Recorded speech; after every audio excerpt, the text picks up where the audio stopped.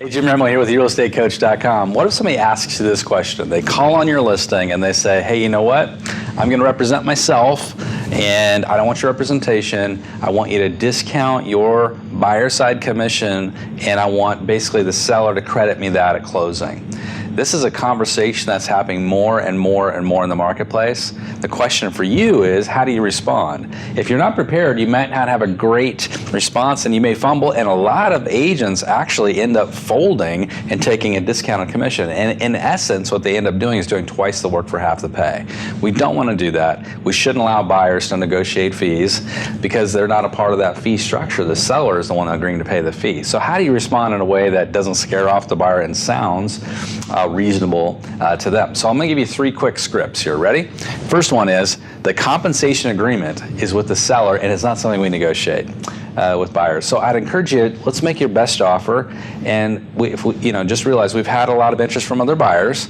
We're happy to write the offer, or you can choose to have the offer written by someone else. So you just set it out there. Basically you're saying no, but we're happy to write the offer, or you can have the offer written by someone else. So you're just laying it out there. It's not open for negotiation. Here's another one. You might say, hey, the compensation agreement doesn't change for buyers that choose not to have representation. I'm happy to represent you, but the price negotiation won't be affected. Do you have an offer in mind? And just flip the switch, try to push them into talking about the offer they have in mind. And third, you might say this, and I think this may be the best one. It sounds like you're trying to negotiate the best deal possible. Totally respect that.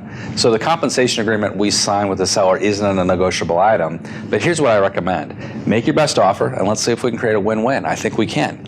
So you're just reframing it. You're putting them in a perspective of, let's help you get the best deal possible, and let's negotiate with the seller, not me.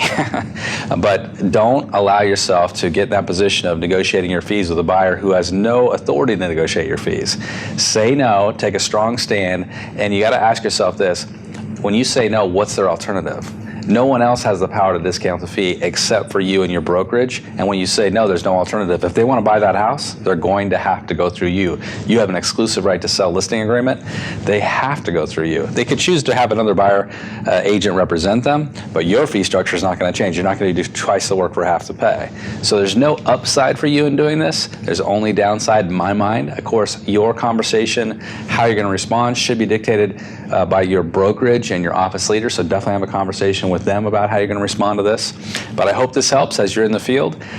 If you haven't done it yet and you'd like to get more coaching like this, check us out over at eRealEstateCoach.com. We've got a great program called The Path. It's an intensive coaching program for agents that really want to take their business to the next level. This month we have 14 days free, so you can jump in, see what it's like. We have 8 video lessons, me coaching you, 17 instant action downloads. We're giving away 5 bonuses, all worth $580 when you add it all up, just for trying it out. So hope you go check it out and experience it. We'll see you next time at eRealEstateCoach.com.